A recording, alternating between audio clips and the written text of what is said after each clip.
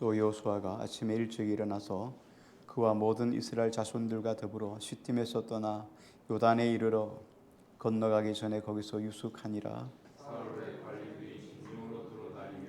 백성에게 명령하여 이르되 너희는 레위 사람 제사장들이 너희 하나님 여호와의 언약궤에 매는 것을 보거든 너희가 있는 곳을 떠나 그 뒤를 따르라.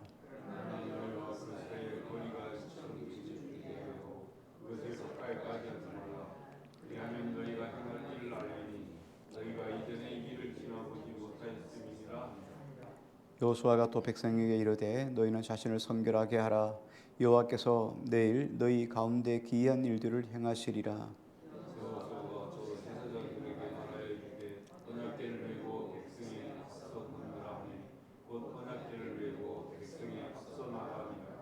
여호와께서 여호수아에게 이르시되 내가 오늘부터 시작하여 너를 온 이스라엘의 목전에서 크게 하여 내가 모세와 함께 있었던 것 같이 너와 함께 있는 것을 그들이 알게 하리라.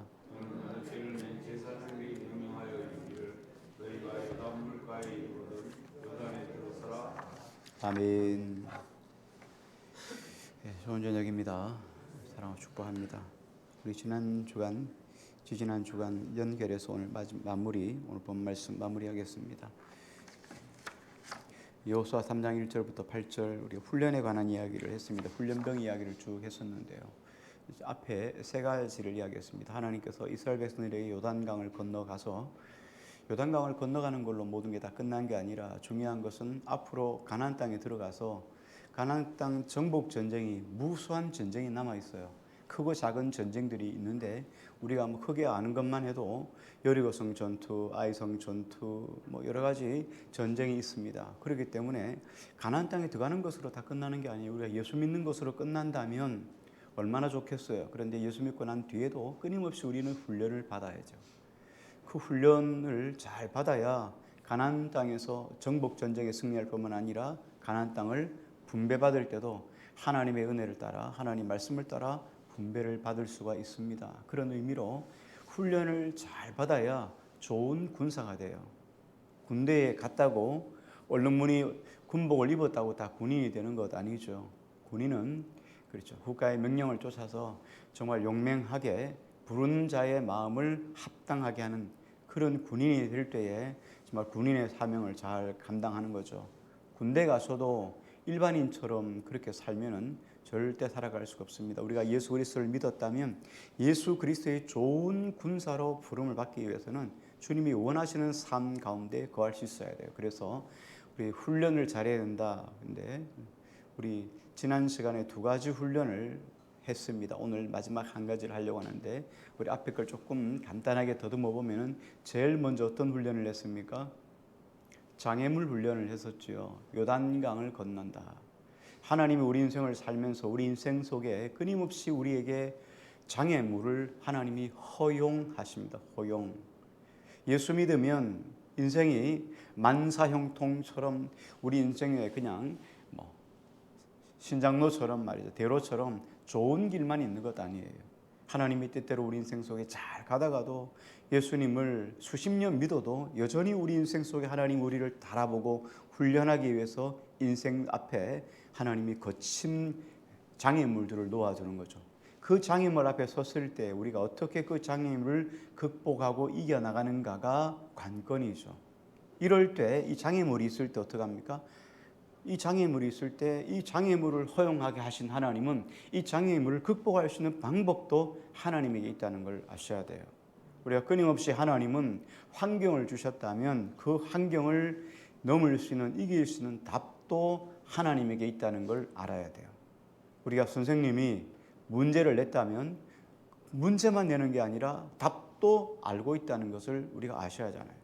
하나님 우리 인생 속에 때때로 고난을 주시고 장애물을 주시지만 그 장애물을 극복할 수 있는 방법도 여전히 하나님에 있다. 요단강을 주셨어요. 요단이 앞에 있어요. 그 요단을 건너는 방법을 하나님이 주셨죠. 이 요단이 훈련이에요. 그 훈련을 잘해야지만 가나안 땅에 가서도 또 훈련에 이길 수 있습니다. 두 번째 훈련이 뭐였습니까? 말씀에 순종하는 훈련이었어요. 우리가 말씀에 순종하는 훈련, 말씀과 불순종이 항상 우리 앞에 놓여 있어요. 말씀에 순종할 것인가? 순종하지 않을 것인가? 그런데 순종하기가 정말 어려운 게 왜 그러냐면, 순종한다는 것은 우리의 가지고 있던 경험이나 내 삶에 살아왔던 어떤 방향성, 내가 가지고 있던 가치관, 이런 것들이 내려져야지만 하나님 말씀에 순종할 수 있기 때문입니다. 생각해 보세요. 요단강을 건너는데 하나님이 요단강 건널 때 나무를 잘라가지고 엮어서 다리를 놓으라고 하지 않잖아요. 그냥 온 땅에 여호와의 궤를 맨 대제사장들이 언약궤를 메고 요단강에 발을 내디디라. 그러면 갈라지리라. 말도 안 되는 이야기를 하고 있는 거죠.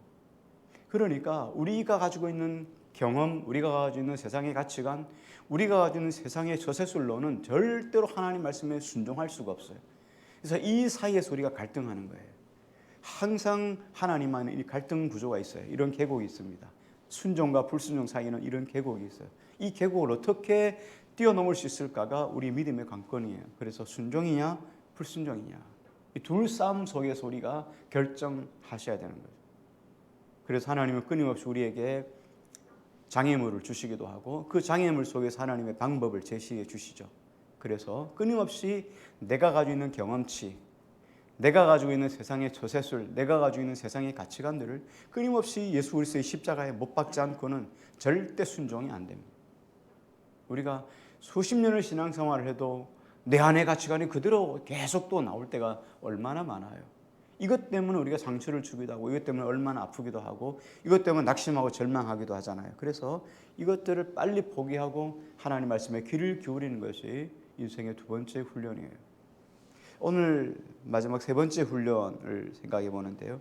하나님이 이스라엘 백성들에게 또 한 번의 훈련을 시켜요. 또 한 가지 훈련을 시키는데 그 훈련이 뭐냐면 질서 훈련이에요. 질서도 그냥 저절로 잡히는 게 아니죠. 질서도 훈련을 통해서 질서가 잡히기 때문이에요. 우리 3절 한번 같이 읽을까요? 3절을 읽습니다. 같이요. 시작.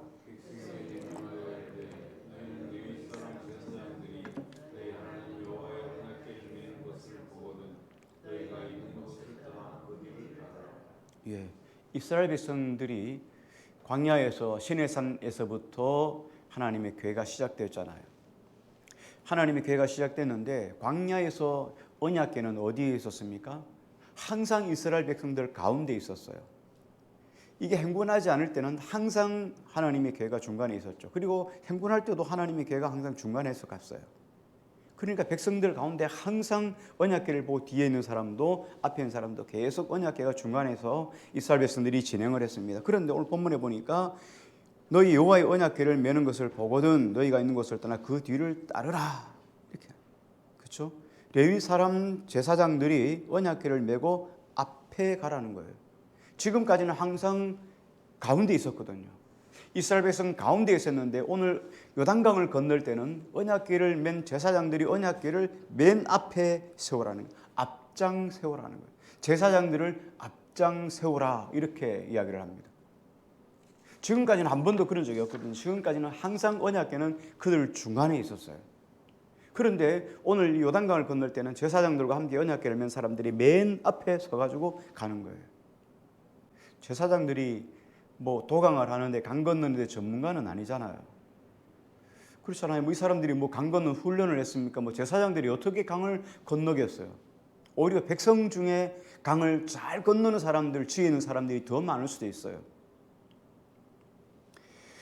실상 보통 전쟁을 하면 어떻습니까? 전쟁을 하면 앞에 장애물이 있으면 특수부대가 들어가가지고 부교를 넣든지 뭐 먼저 가가지고 전쟁을 막 잘 선점할 수 있도록 그 후방을 교란하거나 이렇게 하지 않습니까? 그런데 제사장들은 전문가도 아닌데 하나님이 제일 먼저 앞장을 세웠다는 거예요.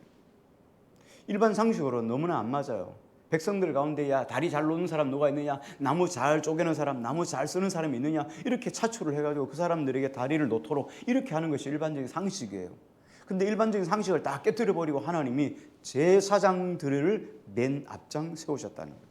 그리고 백성들을 향해서 2,000급이 뛰어서 그 뒤를 따라가라. 이게 하나님의 방법이었어요. 그 당시에 지난주에도 말씀을 드렸습니다. 이스라엘 백성들이 한 200만 명이 된다 그랬죠. 장정만 60만이에요.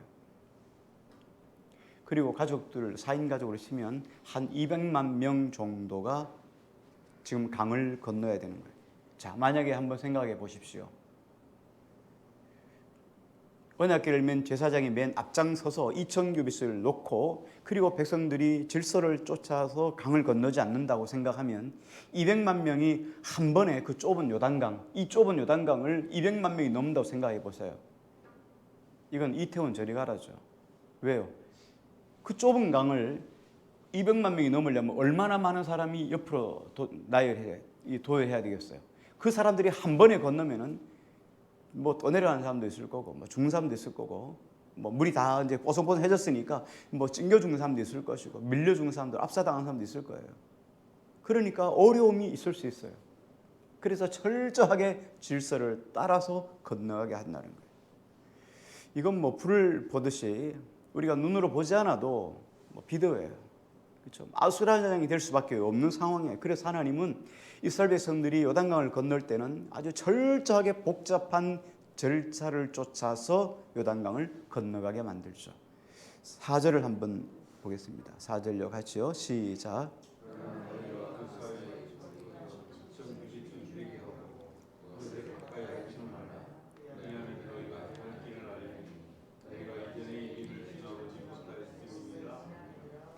예, 여기 보니까 맨 앞에 이스라엘 백성들에게 이렇게 이야기를 합니다. 언약궤를 맨 제사장의 궤가 앞에 가면 2000규빗 정도 떨어져서 너희가 거리를 두고 따라가라.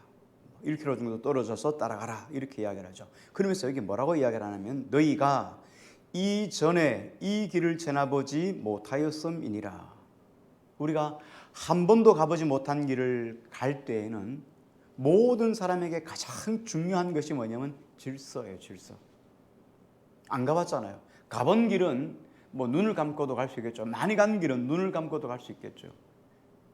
뭐 좀 제대로 가봤던 길은 그냥 갈 수 있어요. 그런데 한 번도 가보지 못한 길을 지금 가야 돼요. 그때는 어떻게 합니까? 질서 있어야 돼요. 질서 정연하게 누군가의 인솔하에 가지 않으면 그 길은 필시는 꾀주고 어렵고 아수라장이 될 수밖에 없기 때문입니다. 그렇기 때문에 그 질서에는 반드시 누가 있어야 됩니까? 리더가 있어야 되는 거죠. 그 길을 너무너무 잘하는 분이 누구십니까? 요단강을 잘 건너게 하실 수 있는 분이 누구십니까? 가나안 땅을 잘 알고 계시는 분이 누구십니까? 하나님이잖아요.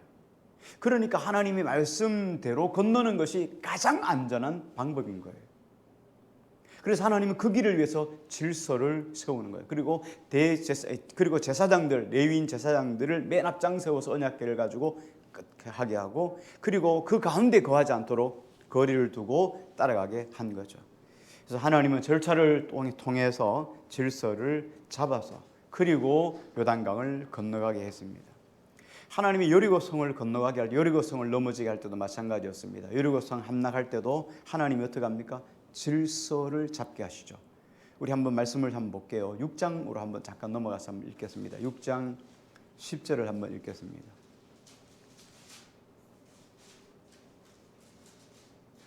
6장 10절입니다. 같이 읽겠습니다. 시작.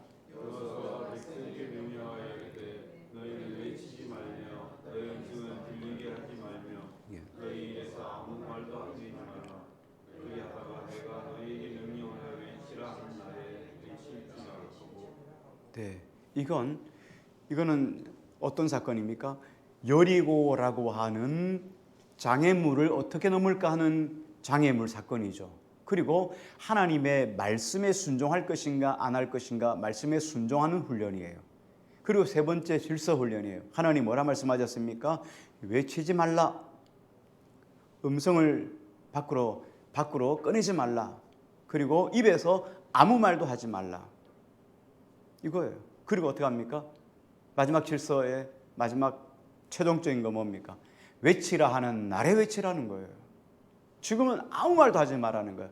말도 하지 말고 외치지도 말고 너 입에서 어떤 소리도 들리지 말라는 거예요. 입을 아예 딱 다물고 지퍼를 잠그고 그리고는 꿍 하고 하루에 한 바퀴씩 마지막 날 7바퀴 돌 때까지 아무 소리 하지 말라는 거예요. 이게 질서예요.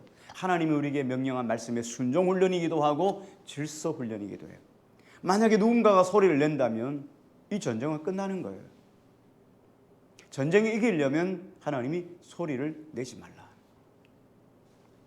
여호수아가 백성들에게 요구한 거 다른 거 아니고 하나님이 여호수아를 통해서 요구한 게 뭐냐면 질서예요. 질서. 하나님 나라 백성에게 가장 중요하고 당연한 것이 뭐냐면 질서입니다. 질서는 하나님 나라 백성들의 상징이기도 합니다. 성경에는 이렇게 이야기를 하죠. 고린도전서 14장 33절 보니까 하나님은 무질서의 하나님이 아니시오 화평의 하나님이시니라. 하나님은 무질서의 하나님이 아니에요. 질서의 하나님. 하나님 자체가 질서예요. 성부, 성자, 성령 삼위 하나님이잖아요. 한 분이 다 하셔도 되는 거예요. 그렇죠? 근데 하나님은 질서를 따라서 말씀하고 있죠. 그래서 하나님은 계획하시고 예수님은 실행하시고 성령님은 적용하시고 그래서 각자의 몫을 나누셨어요. 질서의 하나님. 예수님 종말에 어떤 일이 일어날 것입니까? 언제 종말이 일어납니까? 그렇게 말할 때 예수님 뭐라 말씀하십니까? 질서의 하나님이셔요. 마지막 때는 아버지만 아시느니라. 예수님이 하나님 자신인데 그거 모르겠어요? 알죠. 근데 어떻게 해요? 질서의 하나님이니까 내 입으로 말을 꺼내지 않는다는 거예요. 하나님이 말씀하셔야지만 되는 거라는 거예요. 고린도전서 14장 40절 모든 것을 품위 있게 하고 질서 있게 하라. 이게 방언에 관한 이야기 하면서 14장 이야기를 하는 거예요. 어떤 사람은 방언하고 어떤 사람은 예언하고 막 교회에서 막 방언 맞고 하고 막 하니까 그렇게 하지 말라는 거예요. 하나님은 무질서의 하나님이 아니라 질서의 하나님이라는 거예요. 한 사람이 방언하면 누가 이 가운데 통역하는 사람, 방언 통역하는 사람이 있으면 방언 통역을 하고 어떤 사람이 또 예언하면 어떤 사람이 그것을 또 적고 이렇게 해서 질서의 하나님이라는 거예요. 막 무작위로 이렇게 하는 게 아니라는 거예요. 기도할 때는 다 같이 방언합시다 하면 방언하는 거고 다 들을 때는 또 듣는 거고 이렇게 하나님은 질서의 하나님이라는 거예요. 그래서 하나님 모든 것을 질서를 따라 하게 하셨죠. 그래서 우리 그리스도인들은 마찬가지예요. 그리스도인들은 삶 자체도 무질서가 아니에요. 질서의 하나님이에요.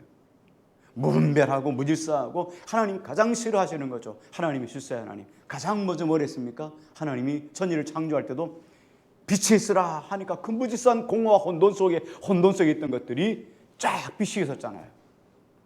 해달별이 생겨나고 그 혼돈과 무질서 속에 질서가 생긴 거예요. 하나님은 무질서를 질서로 만드시는 하나님이세요. 교회에서도 이 질서가 깨지면 지옥이에요. 지옥이 다른 데 없어요. 교회도 지옥이 얼마든지 될 수 있습니다. 우리 삶에서도 질서가 있어야 되고 우리 삶 속에서도 개개인의 삶도 마찬가지예요. 개개인의 삶에도 삶의 우선순위가 있어요. 삶의 질서가 있는 거죠. 성경은 이렇게 말합니다. 성경은 여러분 잘 아시는 것처럼 마태복음 6장에 보면 그렇게 말씀하잖아요. 너희는 그런즉 너희는 먼저 그의 나라와 그의 의를 구하라. 하나님이 하나님 나라와 하나님의 의를 구하라 이렇게 말하지 않고 앞에 뭐라 썼습니까? 먼저 하나님 퍼스트. 첫 번째 하나님. 여러분 삶 속의 우선순위가 누구라고요? 하나님. 아멘 안 하면 한 번 더 합니다. 여러분 삶 속에서 가장 우선순위가 누구예요? 예, 하나님 중심이에요. 어떤 일보다가 누구 중심요? 예, 내일보다 누구 중심요? 하나님 내일이 중심이죠. 내일이 먼저지. 어떻게 하나님 일이 먼저입니까? 하나님 먹여 살려줍니까? 하나님 먹여 살려주죠. 그의 나라와 그의 의를 먼저 구하라는 거예요. 내 삶 속에서 우선순위는 뭡니까? 하나님 먼저예요. 이 질서가 바로 서 있지 않으면 우리 삶은 항상 어떻게 하나님이 뒤에 2번, 3번 가면은 우리 삶 속에 질서가 안 잡히면은 우리 삶 속에 하나님의 은혜가 임할 수가 없게 되죠. 그래서 중요한 건 하나님 나라의 질서예요. 그래서 내 일보다 하나님 먼저. 신앙에서도 하나님 먼저. 그래서 하나님은 이스라엘 백성들에게 가장 중요한 이 질서를 세우게 한 거예요. 이 질서가 없으면은 절대로 안 되는 거예요. 그래서 하나님은 항상 모든 것 속에서 질서였죠. 앞에 있었던 것처럼 여러분이 잘 아시는 것처럼 갓 지파, 므낫세 지파, 그렇죠? 르벤 지파의 므낫세 지파의 반 지파, 이 두 지파 반이 그 땅 길르앗 땅을 우리에게 땅으로 거처할 땅으로 주십시오. 그렇게 말하니까 어떻게 합니까? 하나님이 허용은 했지만 너희가 먼저 가나안 땅 다 정복하고 난 다음에 와서 그리고 다 끝나고 난 다음에 돌아가라 이렇게 하죠. 그러기 위해서는 어떻게 합니까? 그들이 선봉대가 되는 거예요. 제1대가 되어서 너는 먼저 앞에 나가서 앞장서서 전쟁을 치르라. 이 질서예요. 그들은 전쟁이 끝날 때까지 항상 앞에 있었어요. 갓지파, 르벤 지파, 므낫세 지파의 반은 항상 앞에 있었어요. 선봉대에 있었죠. 이 질서예요. 약속이란 말이죠. 그래서 하나님이 우리에게 지키는 것, 우리에게 훈련시키는 것 질서예요. 그래서 오늘 이제 전체 말씀을 마무리하면서 결론을 내립니다. 하나님은 우리 인생을 그냥 놓아두지 않습니다. 우리는 야생마와 같아요. 처음 예수 믿는다고 여러분 세상 속에는 법 없이 살았어요. 착한 마음으로 우리가 얼마든지 살 수 있어요. 세상에 착한 사람이 그리스도인보다 착한 사람이 얼마든지 많아요. 착한 것으로 사는 게 아니에요. 하나님의 말씀을 따라 사는 거예요. 그래서 하나님이 우리에게 훈련을 시키는 거예요.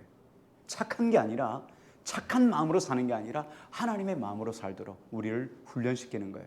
그래서 하나님은 우리 인생 속에 어떻게 합니까? 장애물을 두는 거예요. 그래서 내 못난 것들이 부서지고 깨어져서 하나님이 원하는 형상대로 빚어져 가는 거예요. 두 번째는 말씀에 순종하는가 내 뜻에 순종하는가 이 둘 차이예요. 우리는 어떤 상황 속에서도 하나님 말씀에 순종하는 자가 돼야 돼요. 그러기 위해서는 내 생각, 내 경험, 내 삶의 계획들을 먼저 내려놓아야 되죠. 절대로 그렇지 않고는 하나님 말씀에 순종할 수 없습니다. 마지막이 질서 훈련이죠. 하나님 앞에 이 질서가 바로 서야 돼. 그 나라와 그의 의의를 구하는 하나님 중심의 삶이 우선순위 되지 않으면 뭐든지 복잡해지기 시작합니다. 꼬이기 시작하는 거죠. 말씀을 맺습니다. 우리 이 시간 함께 합심으로 한번 같이 기도할 때 하나님 우리 인생의 훈련 하나님 기뻐하시는 믿음의 사람이 되도록 하나님 우리를 훈련시켜서 신실한 그리스도의 좋은 군사가 되게 해주세요. 하나님 우리 인생을 잘 훈련의 장애물 속에서 나를 정말 주님의 거룩한 형상으로 빚어주십시오. 말씀에 잘 순종하는 사람이 되게 해주세요. 그리고 하나님의 질서를 따라 살아가는 믿음의 종들이 되게 해달라고 이 시간 함께 합심으로 같이 기도합니다.